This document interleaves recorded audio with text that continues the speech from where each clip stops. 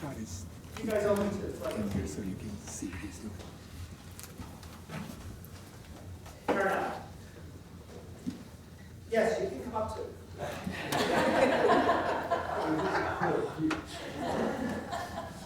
Well, let's hope people will remember Jesus and not remember me.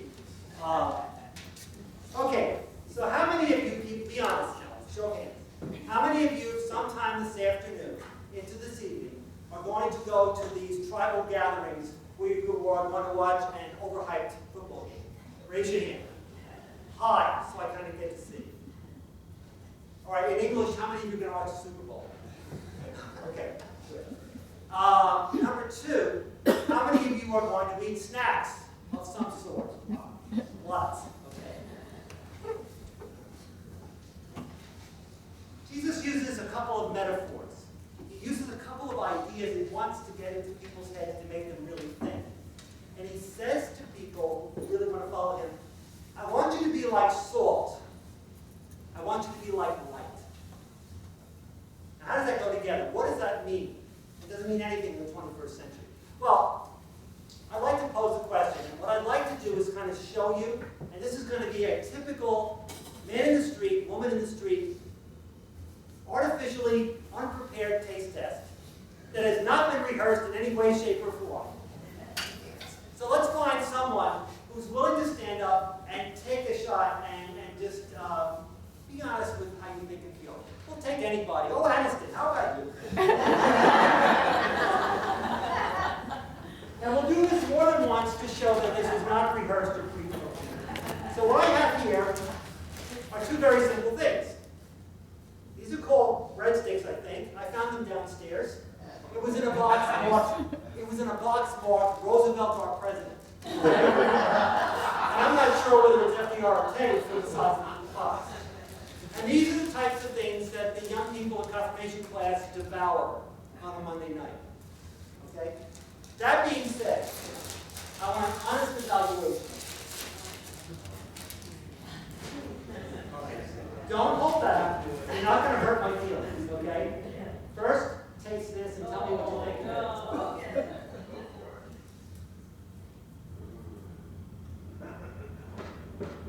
They're very stale. They're really bad. Like really bad? Really bad. Well, let's just make sure that this is not done. I'm not setting you guys up by just picking on Aniston. Let's somebody in the confirmation class. Oh, Ava, you're in the front row. Sorry about that. All right. Don't let Faye, if you were sitting in the front row, it would have been you. And because you're working the machine, I can't use you. Tell me what you think. This is a different one, obviously.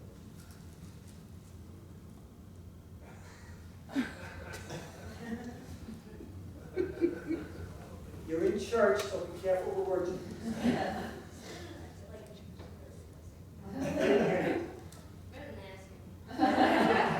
Okay, why don't you just put them back in here? All right. I'm sorry? Don't worry, they're not going to be eaten again. Yeah, for next year, right? Now, on the other hand, I want you to try something different. Again, totally unrehearsed.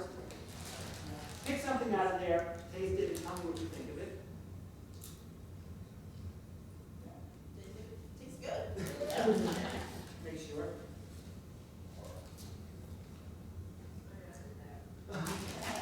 You sure? All right.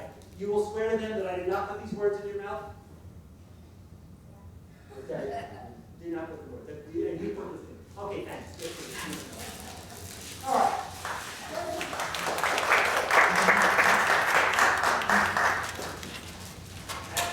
Now, is there anybody? Now, that's for tomorrow night. Anyone surprised by what you just saw? Seriously?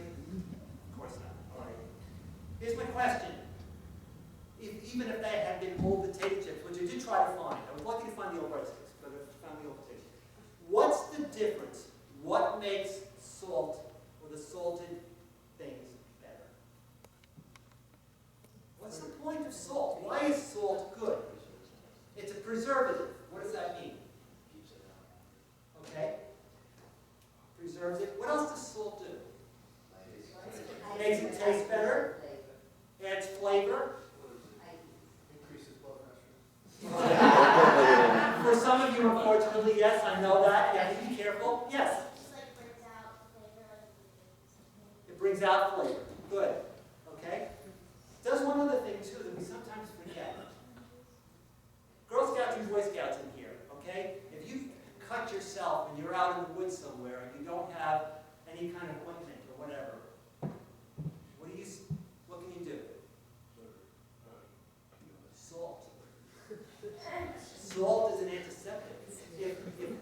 If you have nothing else but that, will it burn? Yes. There go we get the phrase, rub salt in the wound. But the idea, you rub the salt in the wound because at least it's on one level of an antiseptic. It's a beginning. Yes, it does burn. It's just like iodine burns. Okay? But it's a preservative. It adds flavor. It adds difference in terms of taste. So let's see if we can draw this together. Why would Jesus use that phrase for all of us? I want you to be salt of the earth. There's also a form of salt that they were mining at that time that can be used in fertilizer. And it would enrich. It would enrich. the plant. Okay, so why is Jesus using this image? This is the point. Okay? Salt does all these things. When Jesus said, I want you to be salt of the earth, what's the point he's trying to make? Come on, you're a teenager. Speak. Yes, you are. You're hard work, Dan. You're allowed. Togetherness, he's bringing all kinds of people together. And what does the salt do? Hopefully. I'll give you one more example. Makes them feel good. They're eating something that's salty rather than no taste. It improves it. It improves it. Salt improves everything it did. Yes, too much, it's a bad thing. But under normal circumstances, it makes things better. Louise, go ahead. Julia? like gluten and stuff, especially since sometimes people add salt to water if they have like some milk or something. It makes you better. Right. You believe this last night, and I'm almost ashamed that I had to say my program, I was probably weeping from the heavens. I asked people, how many of you ever have had pasta in your life when you cooked it at home? How many people have ever had pasta in your life when you cooked it at home? Raise your hands. Keep your hands high so I can see, all right? All right. Now, if you've done the cooking, how many of you had keep your hands up. Keep your hands high means keep your hands high. How many of you, when you cook, put salt in the water before you cook it? Keep your hands up. Why do you do that?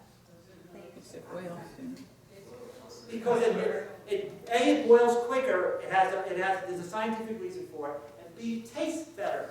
My grandma, who I loved desperately, she had this thing, and I probably doesn't make sense in English. She used to say it in Italian, and I kind of got it. I think what she was saying, she said, you always put enough salt in the water so that the water should weep. I don't know what that means. That's what grandma used to say. And I used to ask her, why do you do that? It's because her grandma taught her to do it. So it was kind of handed on that way.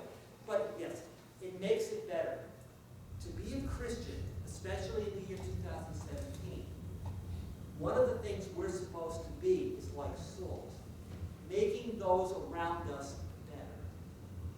Now, young people, you live with this, and you think as you become an adult, it's no longer really an issue in your life. Trust me, it is.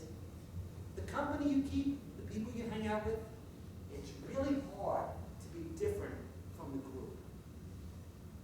I'm going to depend on the grown-ups to shake your head yes or no. Is that not true?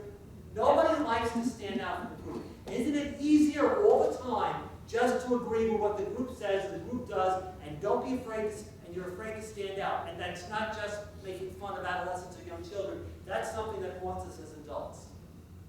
A Christian is willing to be different in order to make the group better. Don't let the group pull you down. We're supposed to raise the group up. Whoever that group is, the people you work with, the people you go to school with, the clergy I go to conferences with, makes no difference. So Jesus wants us to be salt, be different, be a follower, be a believer. He uses another phrase. He says, you know what? If you do that, your light will shine. Now, this is the second part.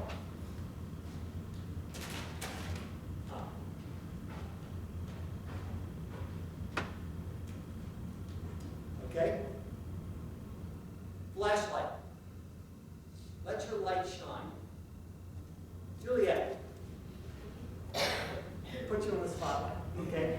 The point I'm trying to make with this is that if you are that different person, if you stand as a Christian and are willing to be different, people will notice the light. Remember, the light is not shining on you, it's shining on something else.